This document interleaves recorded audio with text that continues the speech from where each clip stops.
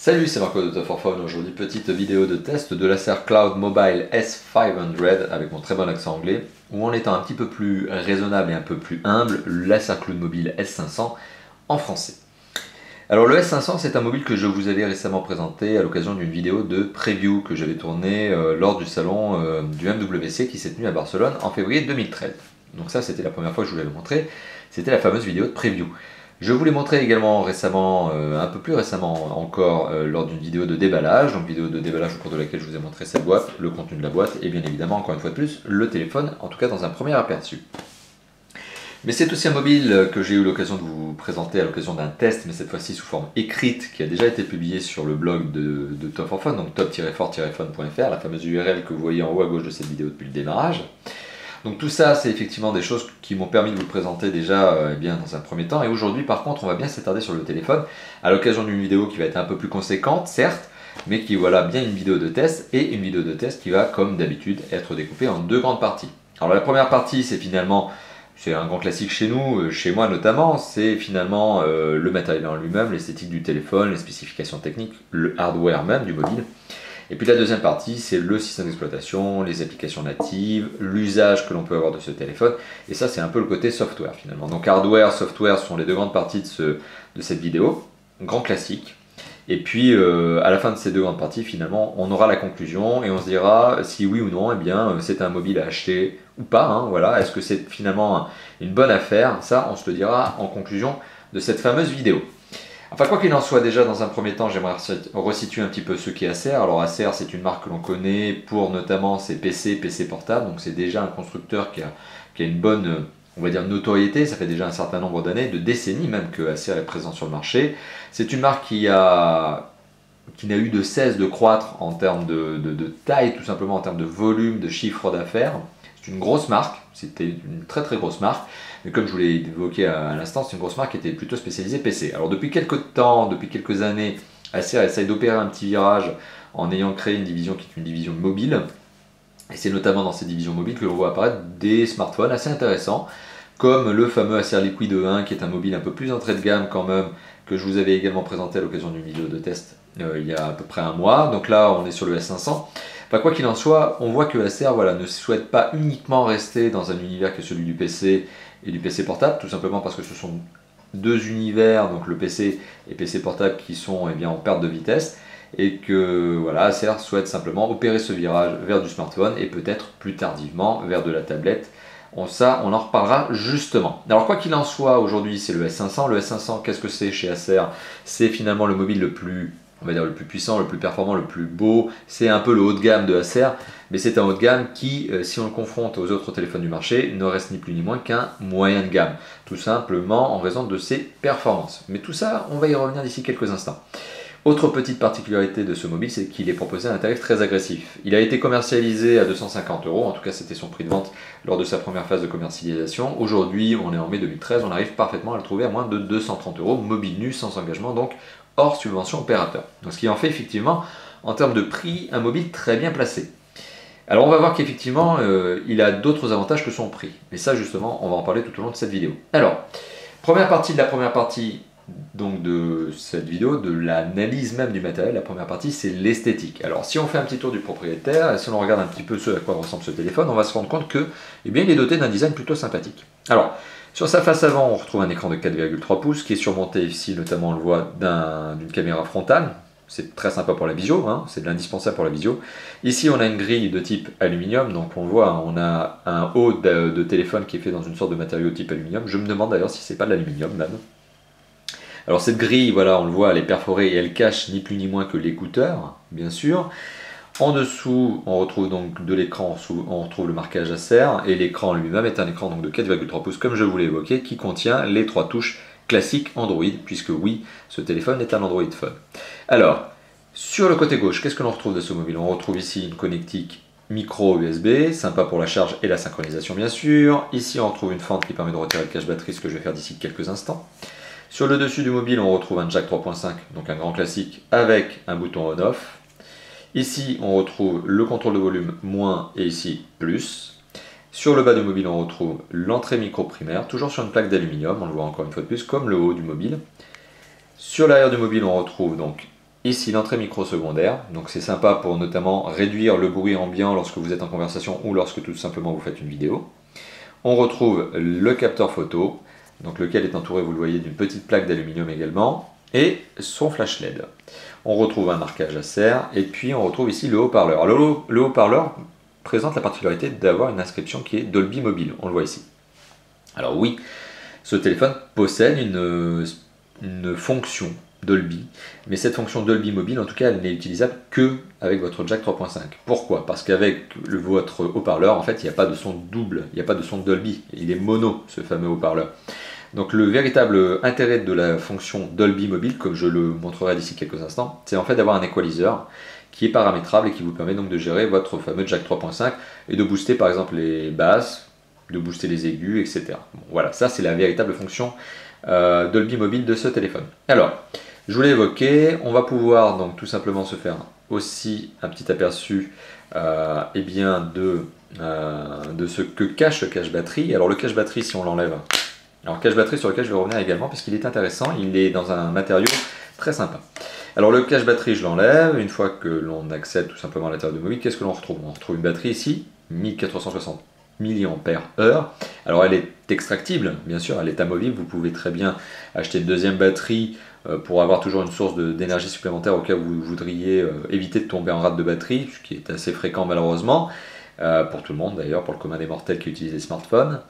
Vous avez ici un emplacement de carte SIM qui est au format micro, et d'ailleurs petite particularité, vous l'aurez remarqué, c'est une carte SIM Pritel. Alors ça me permet tout simplement aussi de remercier une fois de plus, c'est la petite transition, de remercier une fois de plus notre opérateur partenaire, Pritel, qui me permet de tester les mobiles avec ses services téléphoniques. Voilà. Autre chose que l'on retrouve à côté de cet emplacement pour la carte SIM format micro, on retrouve la carte micro SD. Alors elle n'est pas fournie avec le téléphone, c'est à vous de l'acheter.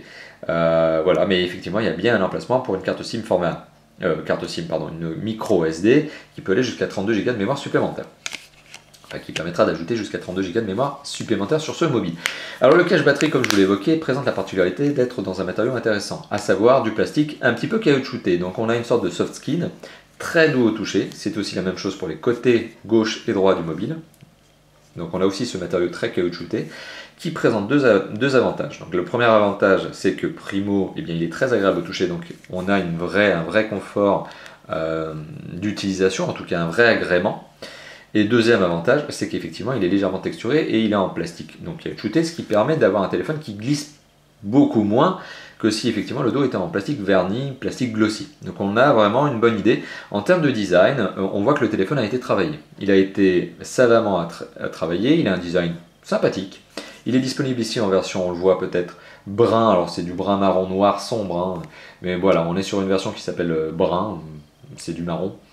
Il existe aussi ce téléphone en version blanche, alors, qui est peut-être un peu plus funky, un peu plus dans la tendance, dans l'air du temps, on va dire. Donc la version blanche, elle est peut-être un peu plus à la mode, et finalement c'est peut-être un peu plus sympa que de l'avoir en version, on va dire, brune, brun-marron. Alors c'est un mobile qui effectivement présente un design somme toute assez sympathique, une bonne prise en main, non seulement parce que le matériau arrière est effectivement dans un plastique soft skin, mais parce que ce téléphone a aussi des dimensions qui restent raisonnables.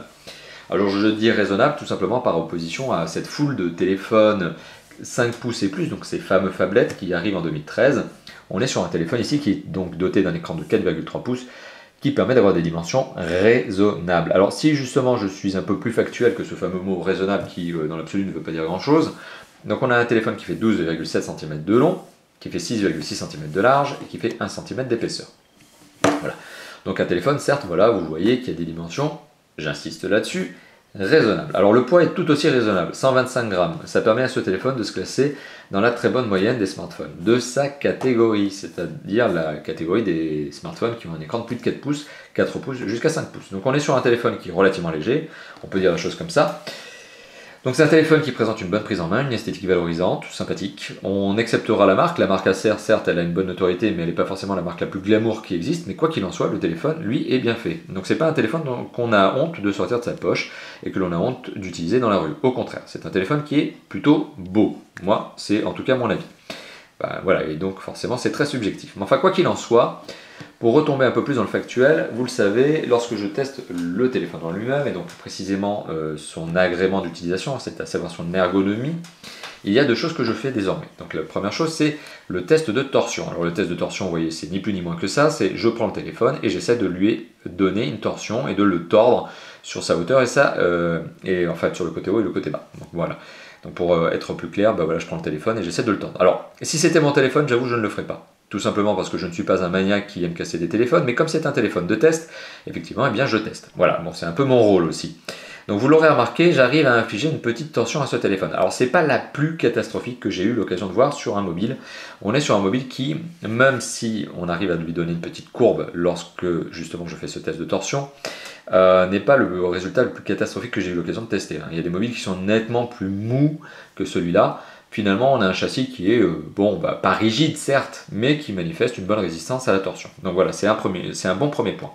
Alors ce téléphone, effectivement, il a une certaine relative souplesse, c'est pas non plus une catastrophe, parce que le châssis est en plastique. C'est aussi ce qui permet au téléphone d'être léger. Bon, premier point. Le deuxième point, c'est la notion même de test d'enfoncement de l'écran. Alors l'écran tactile est un écran tactile capacitif, donc il utilise en tout cas une vitre pour fonctionner. C'est comme ça que les tactiles capacitifs fonctionnent, avec une vitre. Alors la vitre, elle est forcément superposée sur un écran. L'écran ici est un LCD. Et si j'appuie très très fort, eh bien on le voit effectivement, j'arrive à enfoncer la dalle tactile et à impacter le LCD. Alors, comme le test de torsion, effectivement, j'en arrive à une pression qui est probablement la pression que vous ne feriez jamais sur votre mobile. Si jamais vous achetiez le S500, j'imagine mal que vous ayez ce type de pression sur l'écran. Voilà. Mais c'est simplement, effectivement, je le fais, ce test, et ce qui prouve que la dalle tactile, même si elle est de bonne qualité, eh bien, elle manque peut-être un petit peu de fermeté, un peu de rigidité. Voilà, enfin non plus, une fois de plus, c'est pas une catastrophe.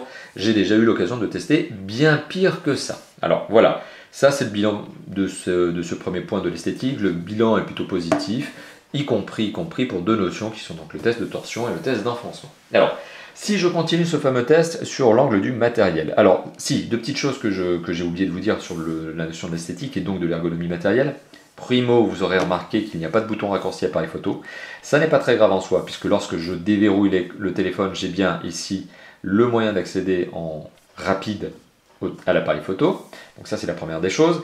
Par contre, effectivement, il y a une chose sur laquelle je ne peux absolument rien faire, c'est la LED de notification. Il n'y en a pas. Il n'y a pas de LED de notification sur ce téléphone. Certains utilisateurs sont friands de LED de notification, c'est mon cas. Effectivement, lorsqu'il n'y en a pas, eh bien, il y a comme un manque. Voilà, mais ça, c'est pour les habitués des smartphones. Ceux qui n'ont absolument pas l'habitude des smartphones ou ceux qui, lorsqu'ils utilisent des smartphones, ne sont pas absolument accros à la LED de notification, pardonneront ce petit détail justement à ce fameux S500. Alors les autres notions sur lesquelles j'ai envie d'arriver maintenant lors de cette partie matérielle. Alors ce sont notamment l'écran, le son et la dalle tactile. Alors l'écran. Alors pour en revenir à l'écran, 4,3 pouces, belle diagonale. 4,3 pouces d'autant plus intéressante sur ce téléphone qu'il s'agit d'un écran qui est un écran LCD, donc bonne qualité d'image comme je vais vous le montrer d'ici quelques instants. Très bonne gestion de la couleur, de la luminosité et du contraste, là-dessus pas de problème. Si je montre ce petit test, vous allez voir qu'en termes de luminosité, ce téléphone n'a absolument pas de problème. En termes de contraste, c'est exactement la même chose. On a un noir qui est plutôt bon, plutôt profond. On n'est pas au niveau d'un Super AMOLED, mais on n'est pas trop loin non plus. En termes de gestion des couleurs, on est sur des couleurs qui sont plutôt sympathiques, un peu vives, certes, mais très bien traitées. Et on est donc sur une bonne gestion de la luminosité contraste couleur, comme je vous l'évoquais. Voilà, donc on est sur un résultat qui est somme toute plutôt convaincant en termes de gestion de ces trois paramètres. Alors autre chose donc, sur laquelle j'ai envie d'arriver maintenant, c'est l'écran est doté d'une résolution HD. Alors il s'agit d'une HD Ready, alors c'est un terme un peu ancien, aujourd'hui on ne l'utilise plus vraiment, mais enfin en tout cas c'est pour catégoriser un peu les écrans. Donc on a les écrans qui ne sont pas HD, on a les HD Ready, et puis au-dessus on a les Full HD. Alors les HD Ready sont des écrans qui ont 720 pixels de côté minimum en termes de résolution. Eh bien oui, ce téléphone est donc un HD Ready puisqu'il a une résolution de 1280 pixels par 720 pixels. Donc oui, il s'agit d'un écran HD. C'est d'autant plus intéressant qu'une résolution de ce type-là sur une diagonale d'écran qui ne fait que 4,3 pouces, alors qui ne fait que, c'est entre guillemets, puisque ça n'est pas non plus absolument négatif, c'est une dalle tactile, c'est un écran de 4,3 pouces qui est absolument satisfaisant en termes de diagonale.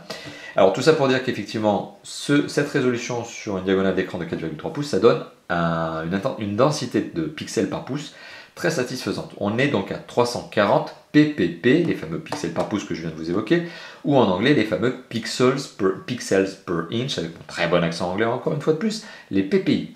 Alors 340 ppp ou ppi en anglais, eh bien c'est un bon score, tout simplement parce que ça justifie une qualité d'écran où l'on ne voit pas les pixels à l'œil nu. En fait, à partir de 300 ppp, on estime que l'œil nu ne distingue pas les pixels. C'est le cas, c'est vrai. Si ce n'est par exemple que l'on peut effectivement distinguer les pixels, mais vous voyez là je vais forcer volontairement le zoom de la caméra pour en arriver à un mode macro qui est vraiment très agressif. Alors là effectivement à ce moment-là on voit les pixels. Enfin bon, tout ça pour vous dire que effectivement lorsque l'on utilise ce téléphone à l'œil nu, non, on ne voit pas les pixels. Parce qu'on est au-dessus de ce fameux indice de 300 ppp. Donc on a une image qui effectivement est de bonne qualité et une image qui en plus est nette. Alors une image qui est nette et de qualité, le meilleur moyen pour moi de vous montrer cette notion-là, merci au scooter qui vient de passer. La notion pour moi qui vient justement, enfin la chose qui va me permettre notamment de vous montrer la qualité de cette image, de cet écran, c'est une petite vidéo. Alors je vais lancer un petit film. Je vais utiliser le lecteur vidéo de Google notamment. C'est le lecteur vidéo de base. On va reprendre la lecture, oui, soit. Voilà. On passe en accéléromètre pour avoir l'écran en full size. Alors les bandes noires sont liées effectivement au format de la vidéo, elles ne sont pas liées à l'écran lui-même. Vous pourriez très bien avoir une image qui prend la totalité de l'écran, si la vidéo était bien faite.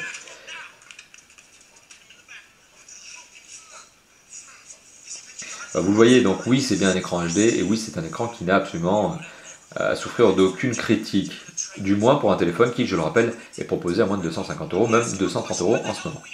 Alors le son est procuré par ce haut-parleur, donc qui est un haut-parleur mono,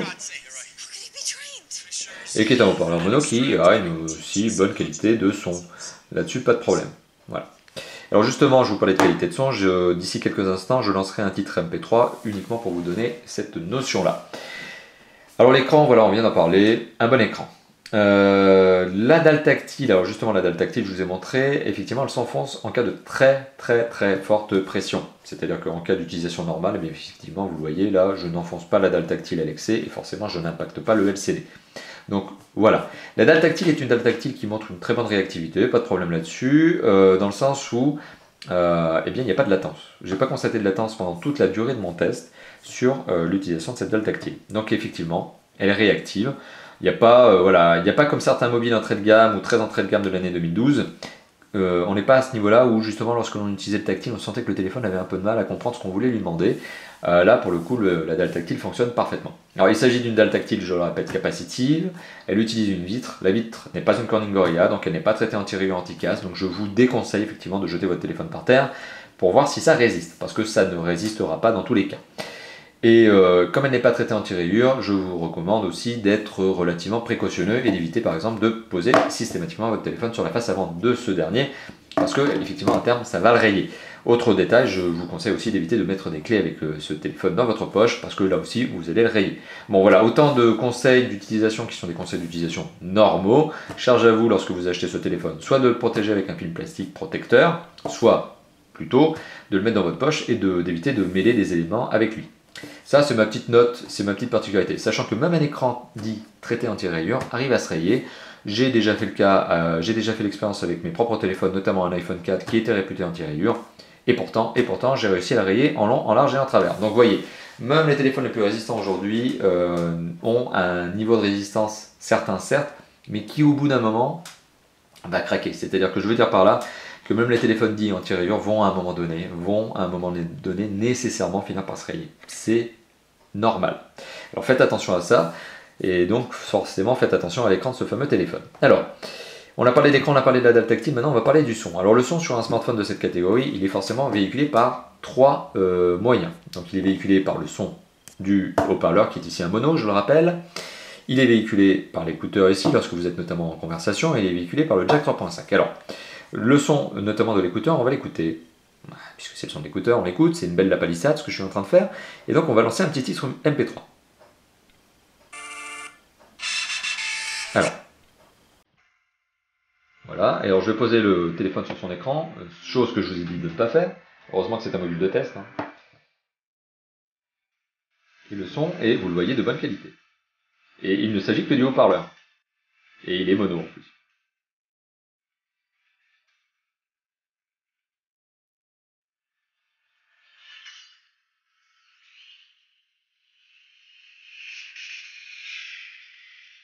Alors vous l'aurez remarqué, forcément le son est étouffé. Si je pose le téléphone sur la table, il sera étouffé puisque le haut-parleur se trouve à l'arrière du module. mais c'est un grand classique aujourd'hui que de retrouver ce genre de problème. Voilà. Donc ça, c'était effectivement pour vous montrer, ou en tout cas pour vous faire entendre un peu la qualité de son du haut-parleur mono. Alors le haut-parleur, il est de bonne qualité, vous l'avez entendu, il manque peut-être un peu de basse, mais comme tous les haut-parleurs de téléphone, forcément, puisqu'il n'y a pas de question de basse là-dessus, donc vous ne pouvez pas lui demander non plus d'avoir des super basses.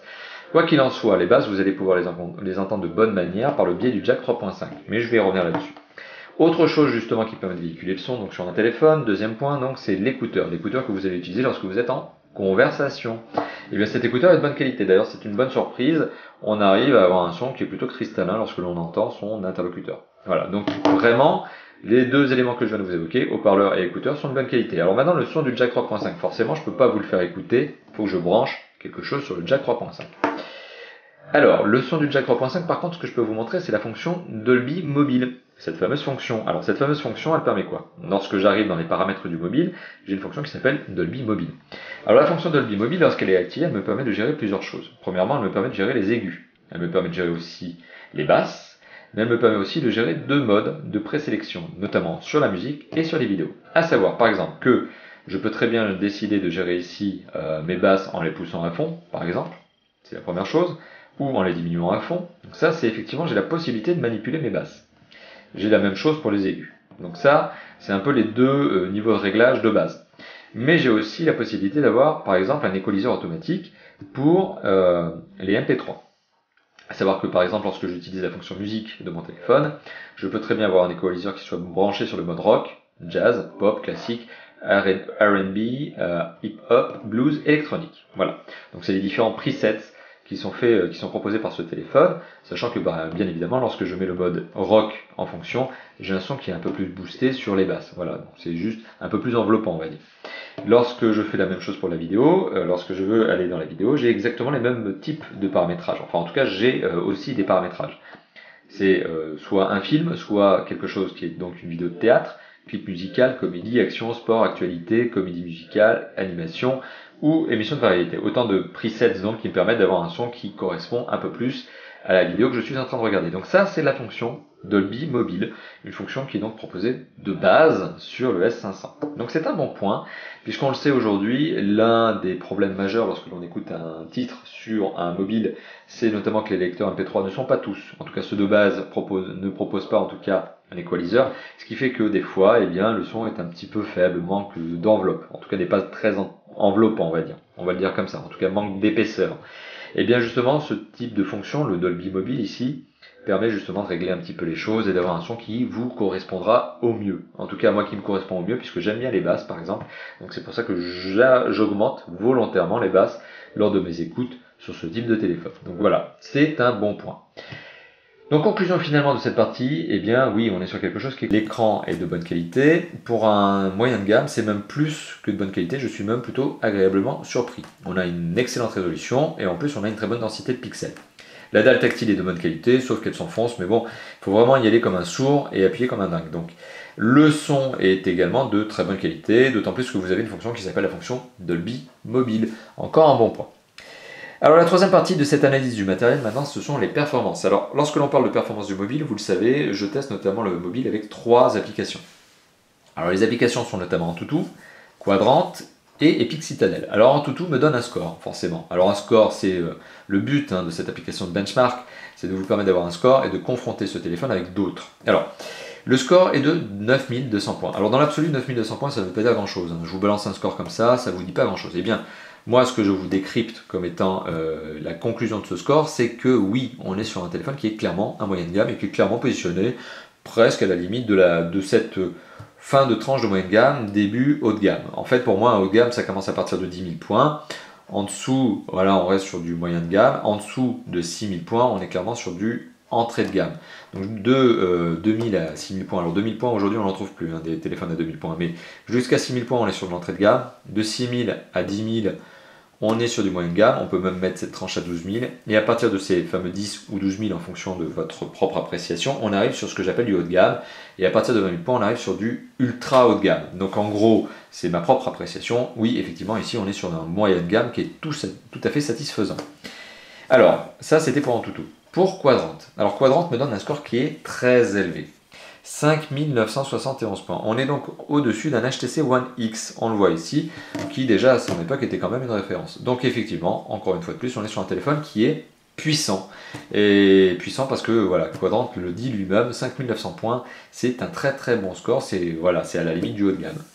On est aussi sur un téléphone qui, lorsque je lance alors Epic Citadel. Alors Epic Citadel, pour resituer un petit peu la chose, c'est une démo. C'est une démo entre guillemets de jeux vidéo, en tout cas une démo de moteur graphique. En fait, il faut savoir que les jeux vidéo sur notamment ce mobile de type 3D, des jeux 3D, peuvent fonctionner avec un moteur graphique qui s'appelle le Unreal Engine. Peuvent, ne fonctionnent pas tous avec ce fameux Unreal Engine. Mais c'est le cas ici. Et Unreal Engine, donc voilà, on a Epic Citadel qui est une démo et qui nous permet voilà, de tester aussi, au passage, les performances du mobile. Alors la démo, oui, elle est très simple. En fait, on se balade dans une ville, là, peu importe. Mais c'est surtout que Epic Citadel permet de monitorer ici un score qui est le score de FPS. Alors le FPS, c'est le nombre de frames au pluriel, donc per seconde. Donc avec une fois de plus mon très bon accent anglais, je vais le faire en français, c'est donc le nombre d'images par seconde, IPS. Alors, plus ce niveau d'image par seconde est élevé, plus vous vous en doutez, l'image sera fluide. Alors aujourd'hui, les hauts de gamme et les ultra haut de gamme arrivent au niveau de 60 fps seconde. Donc 60 fps seconde c'est redondant, mais 60 fps. Ici, on est sur un téléphone, alors je vais éviter de laisser toute la vidéo tourner, mais ça vous permet aussi de vous faire une idée de ce que peut donner un jeu 3D sur ce téléphone. On est sur un score de FPS de 33. Donc on est clairement sur une image fluide, nette en plus. Une image fluide tout simplement parce qu'au-dessus de 24 images secondes, on estime que l'œil humain ne distingue pas le séquençage des images et que oui, on est sur une image qui est fluide. Donc effectivement, Epic Citadel nous confirme encore une fois de plus qu'on est sur un mobile qui est un moyen de gamme avec une vraie fluidité d'image. Alors la fluidité d'image, elle est liée non seulement à l'écran, mais elle est aussi liée aux performances qui sont derrière. Donc à savoir processeur graphique, mémoire vive. Alors je vous ai montré en tout, je vous ai montré Quadrant, je vous ai montré Epic Citadel, mais je ne vous ai pas parlé des performances justement de ces fameux trois composants que je viens de vous indiquer. Alors, pour entrer dans le détail, pour être factuel, encore une fois de plus, le CPU, donc qui est le processeur de calcul, est un processeur double cœur de 1,5 GHz, donc c'est largement satisfaisant. C'est un processeur qui est un type ARM V7, et pour entrer dans le détail pour les vrais connaisseurs, c'est un MSM 8260A. Donc ça ne parle qu'aux connaisseurs. En gros, pour simplifier la chose, oui, c'est un bon processeur moyen de gamme.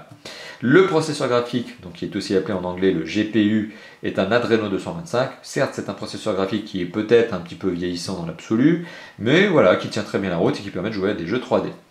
La mémoire vive qui est fournie avec ce téléphone est fournie en grande quantité, donc c'est ça aussi qui permet au téléphone d'avoir des bonnes performances et d'avoir un vrai multitâche.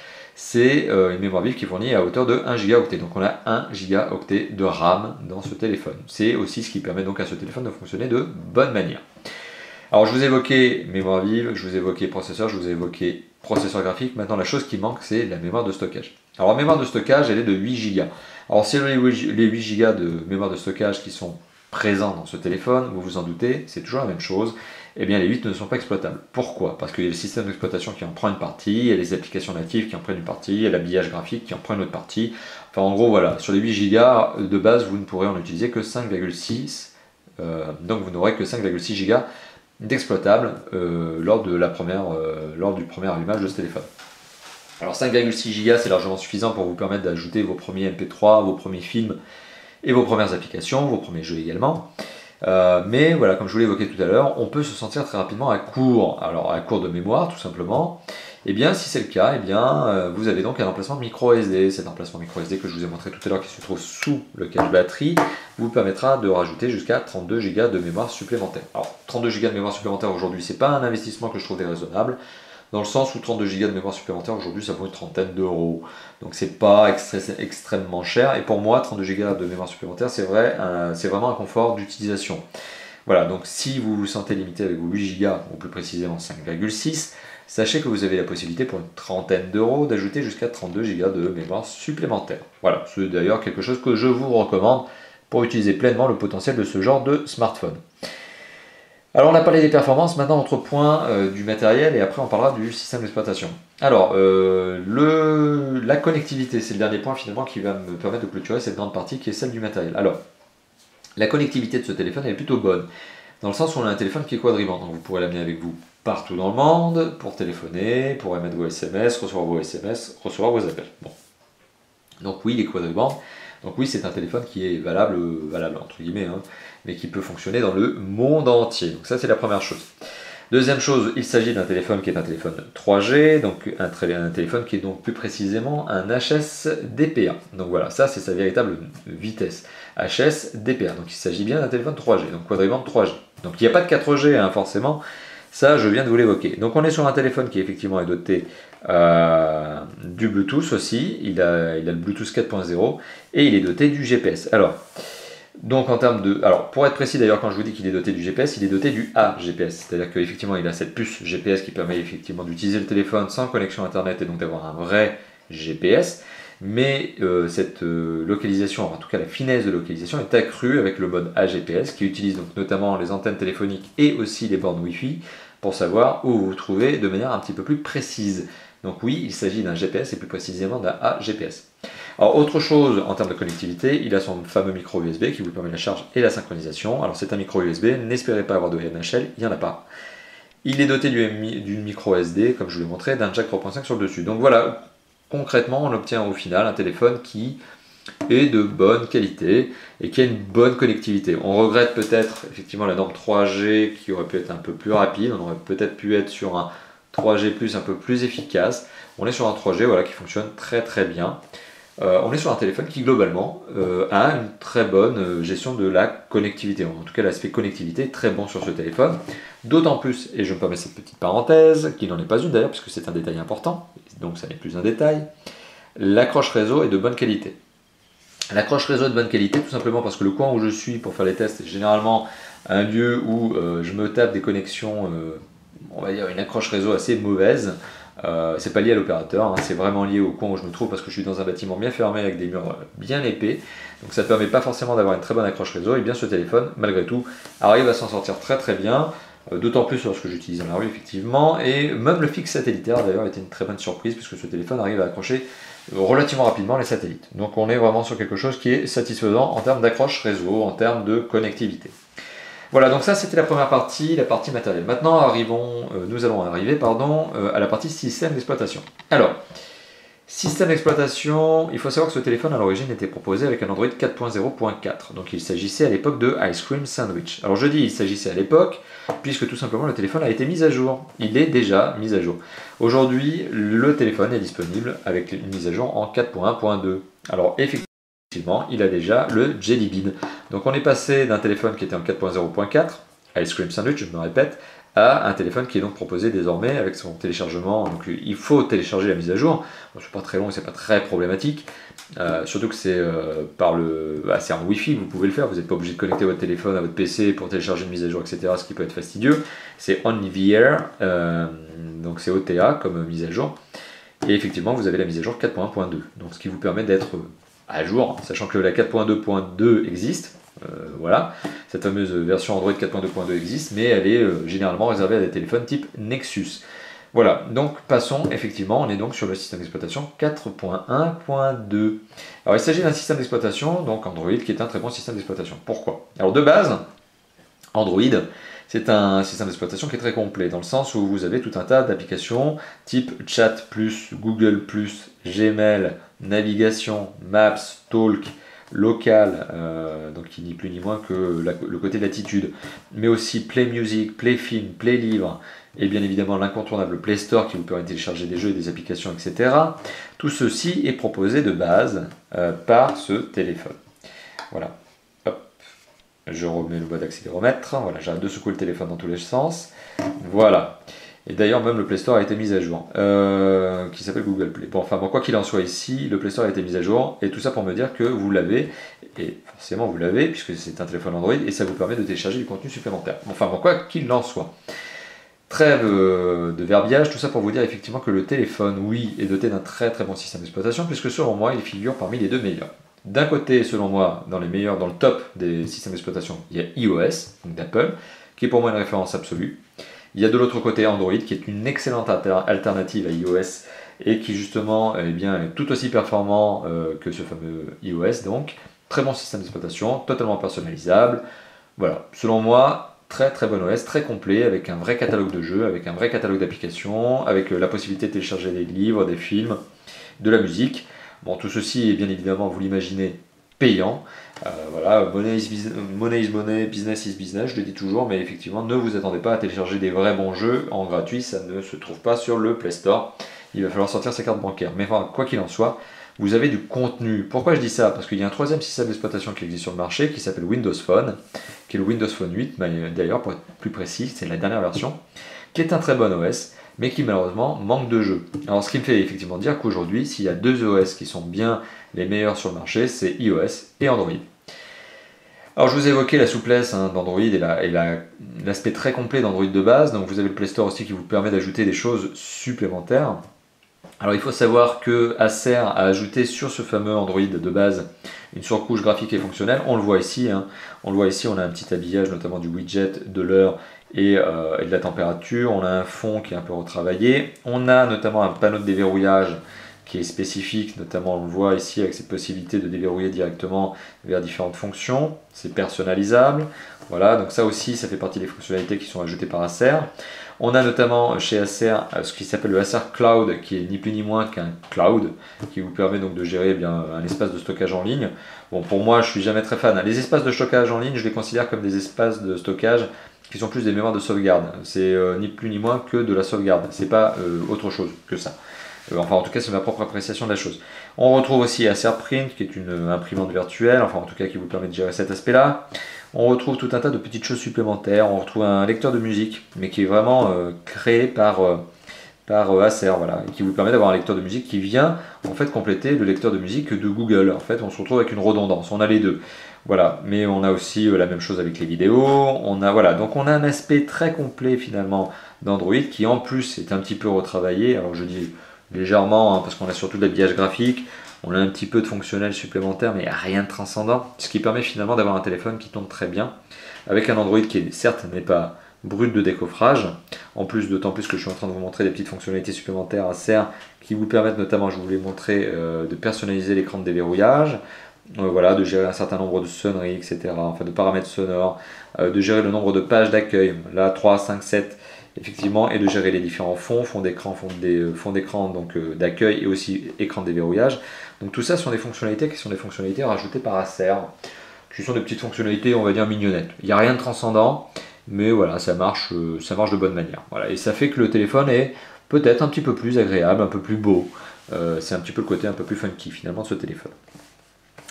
Alors, sur l'usage même de ce téléphone. Alors maintenant, on a parlé du système d'exploitation, qui est Android 4.1.2, maintenant en mise à jour, de sa fameuse surcouche graphique et fonctionnelle de la part d'Acer. Alors on peut parler maintenant de l'usage de ce téléphone. Alors ce téléphone est clairement un téléphone qui est plutôt destiné à un marché de particuliers. En général, les professionnels aiment bien les téléphones qui sont un peu plus lourds, un peu plus valorisants et surtout plus chers. Ici, on est sur un téléphone qui est, je le rappelle, proposé à moins de 250 €. Généralement, ce type de téléphone est plutôt destiné à un marché de particuliers. Je dis généralement parce qu'au regard des performances de ce téléphone et notamment au regard de son prix et de son design, c'est un téléphone que l'on peut très bien imaginer, voire utilisé par des professionnels. Donc oui, c'est un téléphone qui peut être utilisé soit de manière perso, soit de manière pro. Voilà, mais pas des deux, parce que de toute façon, il n'y a pas un double SIM dans ce téléphone. Enfin bon, ça c'est un autre aspect de la chose sur laquelle je ne vais pas envoyer. Il y a des téléphones double SIM, celui-là n'en est pas un. Donc oui, vous pouvez utiliser ce téléphone de manière professionnelle ou personnelle, sachant que vous avez différents outils qui vous permettent de l'utiliser des deux manières. Alors vous avez notamment un navigateur web, ici, donc, qui est un navigateur web de base, donc qui marche très bien, qui permet notamment d'afficher le template de Top 4 Phone sans aucun problème, et qui permet de naviguer, bien évidemment, sur le web sans aucun problème. Donc ça, c'est la première chose. Primo.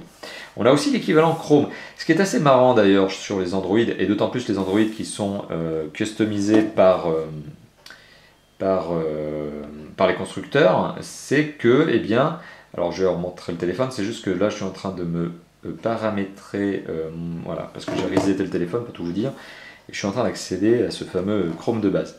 En tout cas le premier écran, le premier panneau. Donc juste pour vous évoquer, ce qui est assez intéressant sur ce téléphone et plus généralement sur les Android, c'est qu'en fait on retrouve des applications qui sont généralement redondantes. On a un navigateur, puis on a Chrome qui est aussi un navigateur. On a notamment un Play Music qui vous permet de regarder, d'écouter vos musiques, et Acer s'est senti obligé de rajouter son propre lecteur musical. Donc en gros on a toujours, c'est marrant, pour un usage, on a toujours deux applications à vous de choisir celle qui vous plaît le plus. Enfin, quoi qu'il en soit, que vous ayez une application ou deux, eh bien, ça fonctionne toujours très bien et vous pouvez parfaitement, encore une fois de plus ici avec Chrome, naviguer sur Tough for Fun. Voilà. Donc, la petite différence, c'est que le navigateur qui est le navigateur de base et le navigateur qui est Chrome ont peut-être chacun leur appréciation du template, par exemple, de Tough for Fun. Vous voyez, les caractères ne sont pas écrits de la même taille, tout simplement parce que chacun interprète le template à sa manière. Bon, enfin, bon, quoi qu'il en soit, ça fonctionne très bien. Autre style d'usage que l'on peut avoir de ce téléphone, eh bien, c'est bien évidemment celui d'un téléphone, vous vous en doutez. Alors la composition des numéros de téléphone, je vous le montre parce qu'on m'a posé souvent cette question et on me demande dans les vidéos de vous montrer justement cet aspect. La composition d'un numéro de téléphone n'est pas très compliquée, on se retrouve avec un clavier grand chiffre, voilà. Là-dessus pas de problème, avec une prédiction en tout cas de votre numéro de téléphone. Si vous aviez dans votre carnet d'adresses quelque chose qui ressemble, ça va vous donner la liste des correspondances.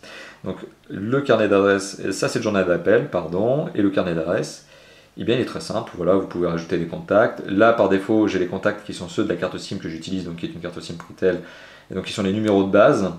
Mais je peux bien évidemment ajouter des contacts et bien évidemment émettre un appel vers ces derniers. Vous voyez, c'est pas très compliqué, hein, la fonction appel d'un Android, elle est plutôt bien faite. Là-dessus, il n'y a pas de souci. Voilà. Donc ça, c'était la fonction d'appel. Autre fonction que l'on me demande aussi régulièrement de vous montrer, c'est la fonction SMS. Alors, la fonction SMS, elle est intéressante ici à vous montrer, puisque deux choses. Primo, effectivement, ce sont des SMS sous forme conversationnelle qui s'affichent. Donc effectivement, vous avez une sorte de chat par SMS qui peut se passer. Mais autre chose, ça me permet également de vous montrer le clavier. Le clavier utilise aussi une fonction ici qui est un swipe. Il faut savoir que Swipe, qui est une application qui est généralement payante, est proposée gratuitement ici par Acer. Donc c'est un bon point. Alors Swipe, qu'est-ce que c'est? Swipe, c'est ni plus ni moins que la manière de composer un mot, d'avoir une sorte de prédictif. Sans lâcher le clavier, en fait, vous allez pouvoir composer un mot. Alors, je vais composer tout simplement un mot. Alors, hop, pour. Voilà, j'ai voulu composer pour et vous avez vu, je n'ai jamais décollé le doigt de l'écran. Voilà, il y a plein de choses comme ça, mais en tout cas, swipe pour revenir là-dessus, je peux par exemple taper le mot. En tout cas, je vais essayer de ne pas fumbleiser. Voilà, j'ai voulu taper assuré, j'ai réussi à taper assuré sans lâcher le clavier.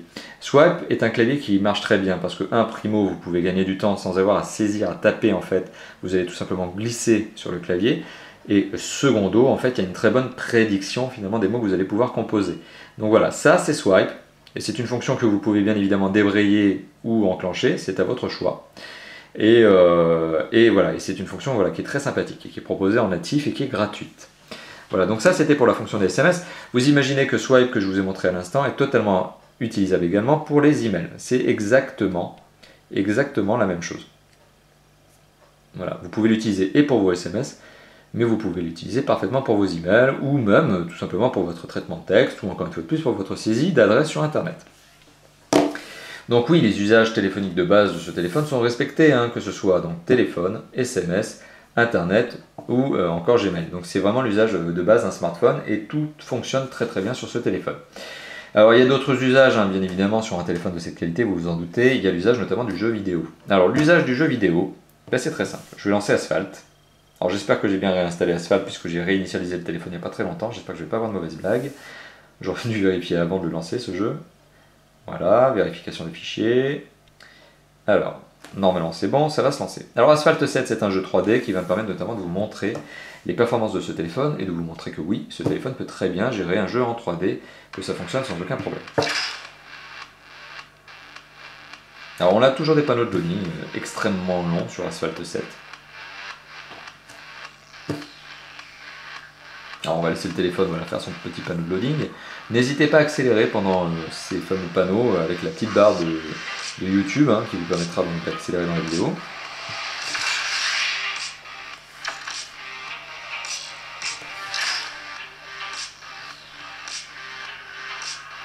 Alors les jeux vidéo sont d'autant plus intéressants à justement utiliser sur ce téléphone, donc il est d'autant plus intéressant de jouer sur ce téléphone qu'il a un bel écran, un son du haut-parleur qui est plutôt de bonne qualité, et que voilà, les performances sont là, sont en rendez-vous. Alors j'ai personnalisé la voiture que je vais conduire sur cette démo uniquement pour avoir quelque chose qui se voit mieux. Voilà. Donc une Porsche en rouge, rien de très étonnant. Hein. Et alors lançons maintenant le jeu en lui-même. Encore un panneau de loading, encore un énième panneau de loading. Une fois de plus, c'est pas lié au téléphone, c'est vraiment lié au jeu qui est en question, qui est Asphalt 7. Alors n'hésitez pas encore une fois de plus à accélérer dans la vidéo avec la fameuse barre YouTube. Voilà. Alors je vais baisser un peu le son quand même. Alors un jeu qui se conduit aussi à l'accéléromètre, mais que vous pouvez décider bien évidemment de conduire autrement, puisque vous pouvez avoir des commandes virtuelles. Et alors un test qui est intéressant avec ce jeu, c'est lorsque l'on tape des lampadaires. Si vous ne voyez pas le téléphone avoir une sorte de ralentissement au moment du choc avec un lampadaire, c'est que vous pouvez être sûr que ce téléphone arrive parfaitement à faire fonctionner le jeu. Voilà. Vous voyez, quand il y a un choc, on ne sent pas que le téléphone a du mal, on ne sent pas qu'il rame.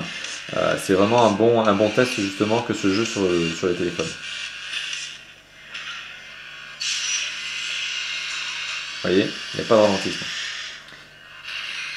Bon, si ce n'est quand je me crache. Mais c'est pas le ralentissement du téléphone, c'est le ralentissement du jeu, c'est l'effet du jeu. Voilà, donc ça c'était pour vous montrer Asphalt 7, donc un jeu qui fonctionne sans aucun problème. Si je vous montre Wild Blood, là, pour compléter justement cette notion des jeux 3D, donc Wild Blood, alors en espérant que la même chose qu'Asphalt 7, le jeu soit bien réinstallé. Wild Blood, c'est un jeu de type hack and slash, c'est un jeu où vous avez un chevalier qui est ni plus ni moins que Lancelot. Pour vous faire un petit peu le plot, Lancelot rentre chez lui, donc à Avalon, Arthur, bon, n'est pas très content, Arthur a fait des conneries, alors aïe, si, je suis en train de tout installer.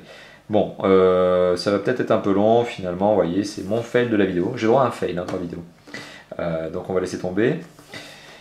Ça va être un peu long, justement, que de voir la réinstallation totale de Wild Blood. Bon, enfin, bon, quoi qu'il en soit, Wild Blood, donc vous jouez un chevalier. Je vous garantis que ce jeu marche très très bien. Vous jouez un chevalier qui retourne à Avalon, qui a une horde de démons à latter et qui latte à coups d'épée.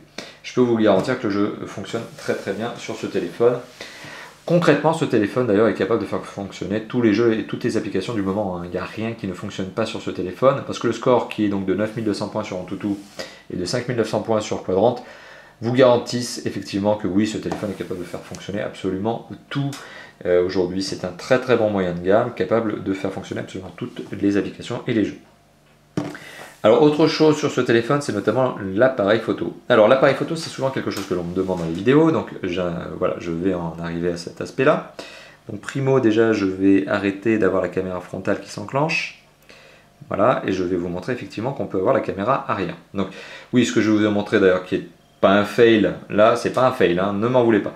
Je vous ai montré effectivement qu'il y a bien une caméra frontale, là je vous montre qu'il y a bien une caméra dorsale, puisque là je suis bien sur le dos.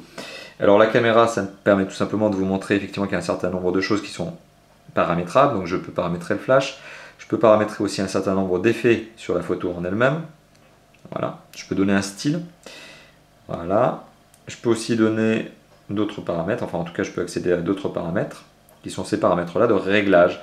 Alors je peux avoir un mode capture, normal, panorama, HDR, faible éclairage. HDR en fait permet de prendre plusieurs photos et de recomposer une photo la plus nette et la plus lumineuse possible.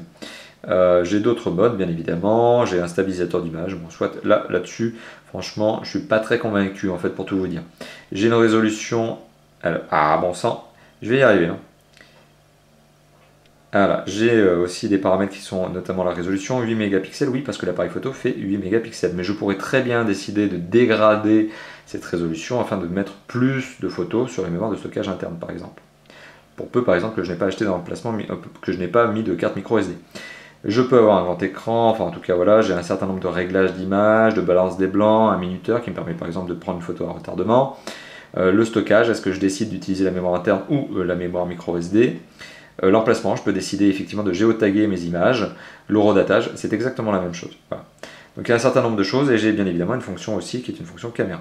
Puisque effectivement, l'appareil photo peut aussi faire fonction de caméra. Voilà, donc oui, il y a une caméra frontale qui peut être utilisée pour la photo, qui peut être utilisée pour la visio. J'ai une caméra aussi arrière, donc l'appareil photo peut être utilisé en tant que caméra et je peux prendre parfaitement des photos. Là-dessus, pas de souci.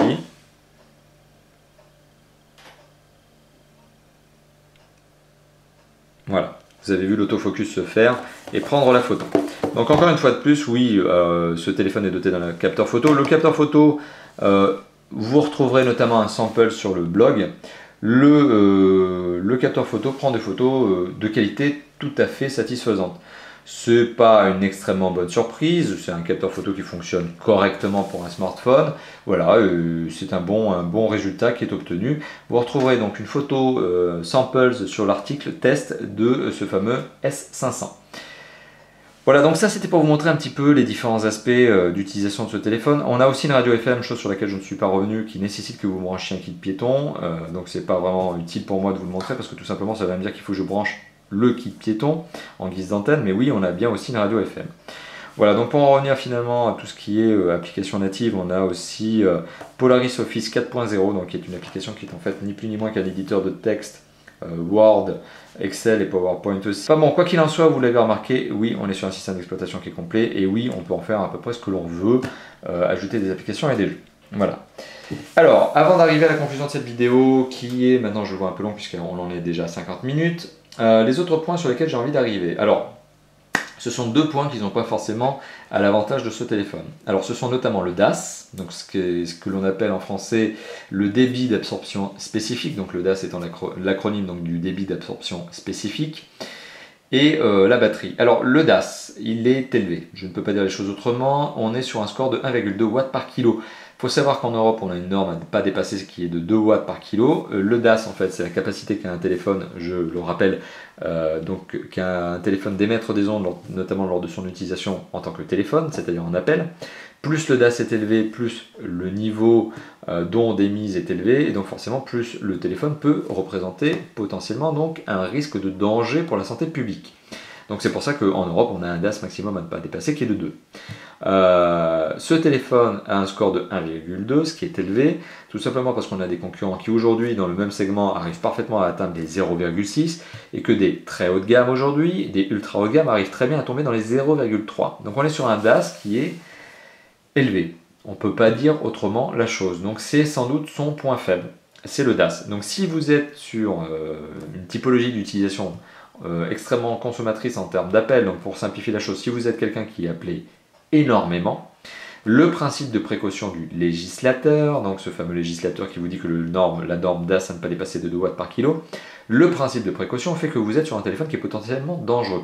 Voilà, donc ça, voilà, effectivement, aujourd'hui on n'a pas d'étude réelle qui dit qu'un téléphone avec un gros DAS c'est dangereux, pas plus que l'on a voilà, une radio ne présente pas forcément de danger pour la santé, mais enfin quoi qu'il en soit, il y a un principe de précaution, c'est pour ça que je vous en parle. Le DAS de ce téléphone est élevé. À vous de tirer la conclusion, à vous de savoir si effectivement ça peut représenter quelque chose de bien dangereux pour vous, en fonction de votre utilisation. Ça, je ne peux pas me mettre à votre place. Je ne peux que vous dire que le DAS est élevé. Donc il y a un mauvais DAS, oui. La batterie maintenant. La batterie est une 1460 mAh. Donc 1460 mAh avec un écran de cette qualité et des performances de ce niveau-là, c'est peut-être un peu faible. Ce qui m'amène à vous dire qu'effectivement on est sur une utilisation qui est, enfin en tout cas une recharge qui est quasi quotidienne. C'est-à-dire qu'un téléphone de ce type-là, forcément, vous allez avoir envie de l'utiliser pour faire des jeux, vous allez avoir envie de l'utiliser pour écouter des MP3, pour regarder des films. Alors forcément on a un attrait d'utilisation qui est suscité par un téléphone qui est de bonne qualité. Donc forcément, lorsque l'on a une batterie derrière qui est une batterie seulement de 1460 mAh, alors vous avez bien remarqué que le seulement, je l'ai mis entre des guillemets vocaux, hein, forcément on a une recharge qui va être quotidienne. Donc ne vous attendez pas à avoir un téléphone doté d'une extrêmement bonne autonomie, ça ne sera pas le cas. Vous arriverez tout au plus à 1,5 jours, 2 jours maximum d'utilisation de ce téléphone avant la recharge, si vous êtes un utilisateur très cool. Sinon, si vous êtes un utilisateur, on va dire normal, avec une heure d'appel maximum par jour, une demi-heure, voire une demi-heure de jeu, une demi-heure de SMS, une demi-heure de web, forcément, attendez-vous à le recharger quotidiennement. Voilà. Donc c'est le deuxième point faible, on va dire, de ce téléphone avec le DAS qui est, pour le coup, très élevé. J'enfonce le clou, je le sais. Voilà, donc ça c'était les derniers points avant d'arriver à la conclusion. Alors conclusion finalement de cette vidéo, conclusion du test du Acer Cloud Mobile S500 avec mon très bon accent anglais, je le répète, ou alors plus simplement le S500 en français, donc le Cloud Mobile S500. La conclusion de cette vidéo, la conclusion de ce test, c'est qu'il s'agit d'un bon téléphone, vous l'avez vu. Il a de bonnes performances, il a un écran satisfaisant, un son de bonne qualité, d'autant plus qu'il a une fonction Dolby Mobile. Il a un prix extrêmement agressif qui le rend extrêmement bien placé, donc c'est un téléphone qui, oui, a un résultat qui est convaincant. Bien placé en termes de prix, écran de qualité, dalle tactile de qualité, matériaux utilisés pour le téléphone, bah voilà, sympathique, notamment avec son dos soft skin, connectivité somme toute satisfaisante, certes on n'est pas sur du 4G, on n'est pas sur un 3G plus convaincant, mais on est sur un 3G qui marche totalement bien. On est sur un Wi-Fi, du Bluetooth, une connexion satellitaire qui marche très très bien, enfin bon voilà. Tous ces points que je vous ai évoqués tout au long de cette vidéo m'amènent à vous dire que oui, ce téléphone propose un résultat convaincant pour un prix agressif. Donc on a effectivement un rapport qualité-prix extrêmement satisfaisant, un rapport performance-prix tout aussi satisfaisant. Les deux petits points sombres finalement de ce téléphone résident dans son autonomie et dans son DAS. Ça, c'est à vous de voir si effectivement ce genre de téléphone peut convenir à votre utilisation. Voilà, ça ne tient qu'à vous. On n'est pas non plus sur un DAS qui certes est mauvais, je ne peux pas dire les choses autrement par rapport à sa concurrence, mais effectivement on est sur un DAS qui reste totalement dans la norme européenne admise. On n'est pas non plus sur quelque chose de complètement fou. Autre chose, et qui rajoute un point positif à ce téléphone, c'est qu'il vient d'être mis à jour, c'est ce que je vous évoquais. Il est disponible désormais en 4.1.2, Android 4.1.2, donc c'est le Jelly Bean. C'est quelque chose qui permet aussi d'avoir un téléphone qui notamment possède désormais Google Now, une petite fonctionnalité qui est introduite avec Jelly Bean. Donc voilà, tous ces points font que oui, je vous recommande ce téléphone. Sauf si vous êtes à la recherche d'un téléphone qui, je le rappelle encore, c'est au moins la 10e fois que je le dis, est doté d'un DAS faible. Voilà, mais si on fait abstraction de ce DAS, si on fait abstraction de ce score qui est mauvais, voilà, on est sur un téléphone qui est somme toute, selon moi, très convaincant et qui est proposé à un prix, donc je le rappelle, très agressif, 230 € en mobile nuit en mai 2013, c'est un prix effectivement très agressif qui le rend très bien placé. Voilà, donc c'est clairement un téléphone que je vous recommande, à l'exception de son DAS. Voilà. Donc merci d'avoir visionné cette vidéo. Cette vidéo, comme vous le savez, sera publiée sur notre chaîne YouTube. Donc notre chaîne YouTube étant Top for Fun tout attaché, n'hésitez pas à vous abonner à notre chaîne, une chaîne qui compte déjà plus de 6700 abonnés au moment où je fais cette vidéo. J'ai bon espoir qu'on arrive très rapidement aux 10 000. Donc si vous n'êtes pas abonné, et vous l'êtes peut-être déjà, mais si vous ne l'êtes pas, eh bien n'hésitez pas à vous abonner. Si vous l'êtes, eh bien tant mieux. Et n'hésitez pas effectivement à interagir avec nous sur la chaîne YouTube, justement à nous poser vos questions, à nous dire ce que vous pensez de la vidéo, de ma manière de présenter cette fameuse vidéo et ce fameux téléphone. Petite parenthèse, si vous êtes à la recherche d'un téléphone et si forcément vous êtes en train de regarder cette vidéo et que vous vous posez la question de savoir quel est le téléphone à choisir, quel est celui qui correspond le mieux à votre desiderata, on va dire, ne postez pas votre question sur YouTube, postez votre question sur notre forum, tout simplement. On a un forum qui s'appelle top-fun.fr/forum. Bon, en tout cas, en gros, c'est un forum dont vous pourrez retrouver le lien dans la description de la vidéo. N'hésitez pas à aller donc sur le forum, dans la section qui s'appelle quel téléphone choisir. Voilà, elle est justement nommée. C'est dans cette section que l'on a déjà plus de 300 messages, je crois, plus de 2000 échanges et des lecteurs extrêmement réactifs. D'ailleurs, il y a des réponses qui tombent en moins d'1 heure. Donc n'hésitez pas à poser vos questions là-bas. Autre parenthèse, n'hésitez pas également à nous rejoindre sur notre blog, donc je vous ai cité tout à l'heure, top-fun.fr, donc une URL également que vous retrouverez dans la description de cette vidéo, mais aussi en lien cliquable, en annotation dans le haut de cette fameuse vidéo, là, ici vous avez une petite barre, et cette petite barre, elle est cliquable, donc n'hésitez pas à cliquer dessus et à nous rejoindre donc sur notre blog, et encore une fois de plus, à interagir avec nous, à nous poster vos commentaires. Deux autres petites choses, ce sont notamment notre Facebook. Donc sur notre Facebook, nous avons aujourd'hui plus d'1 millier de fans.